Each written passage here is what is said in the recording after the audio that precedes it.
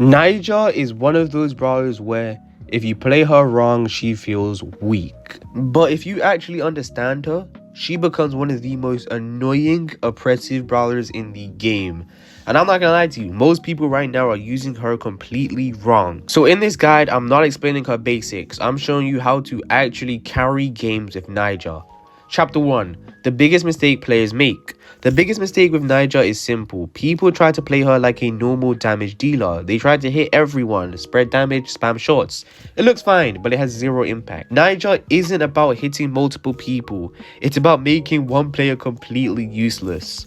If you hit 3 different enemies once, nothing happens. But if you stack poison on one target, they're forced to fall back, start pressuring, or just straight up die slowly. Don't get me wrong, hitting multiple enemies can be beneficial, especially if you're running her first gadget, which I highly recommend you do use, by the way. In my opinion, the first gadget is way more useful and you get a lot more value out of it.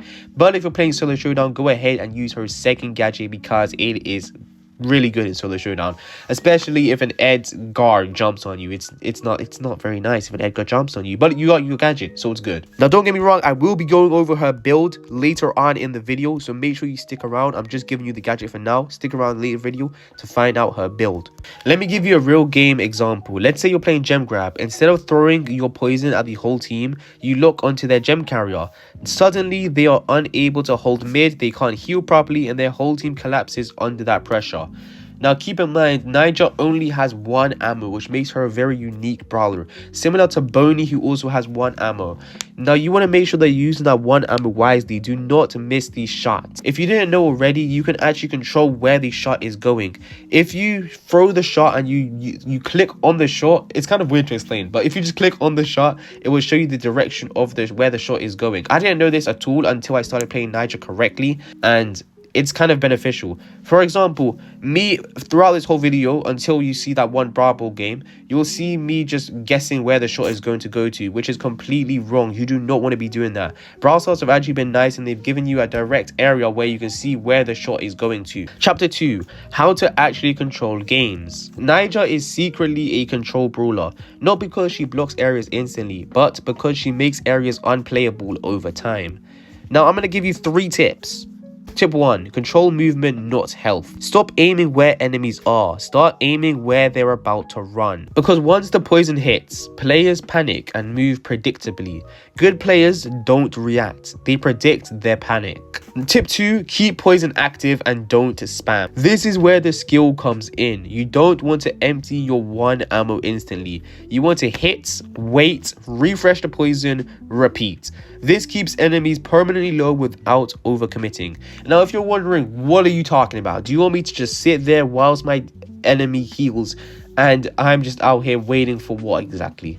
It's not that easy. It's not that simple either.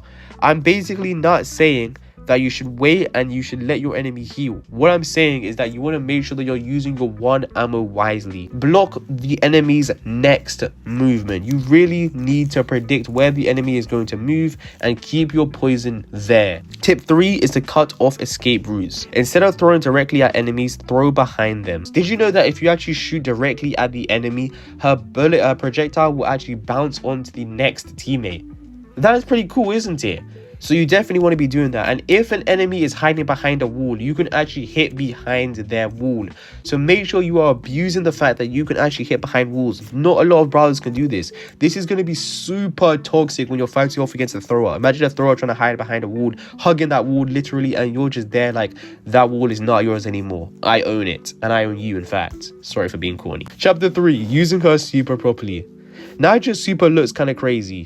Big snake thugs, big pressure, but most players completely waste it. Do not use it at the start of a fight randomly. Do not use it against a brawler who has a wave attack. That is the biggest sell. Now, you want to use your super when somebody is already poisoned, someone is low, or somebody is out of position. Her super can easily be used to control enemies to literally do whatever you want.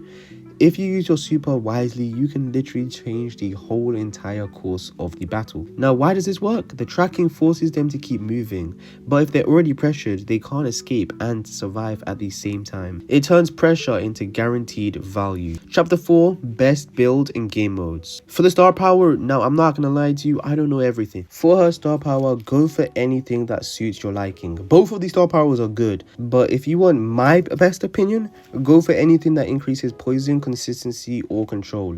You want to care about your uptime, not your burst damage. The star power that I've been using a lot, if you still want my opinion, is the first star power. I don't like the second star power, one, because it sounds weird, and then two, because it doesn't really do much. The first star power is pretty good as well. For the gadgets, I've already said it before, use the first gadget, it's always going to be the better gadget. For gears, you either want to be rocket simple, just go with the damage and the shield gear, or if you want to be evil, go with the damage and health gear. Health gear allows you to recharge health more faster, that way you can keep on stacking on poison and not giving enemies a single chance to rest. Her best game modes are gem grab. Gem grab is your dominating game mode. You dominate mid and force the gem carrier out constantly. Brawl, you're not the scorer, but you're the reason scoring becomes easily.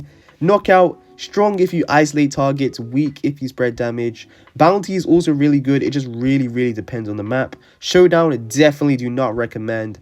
You're decent against tanks, but you're very vulnerable to assassins, and position matters a lot. In conclusion, if this helped you understand Naija, subscribe, because we're breaking the meta properly this year. And I'm actually trying to go for 3,000 subscribers, that way I can start giving you guys some amazing giveaways. So please subscribe if you're not subscribed already, and I will see you again next week.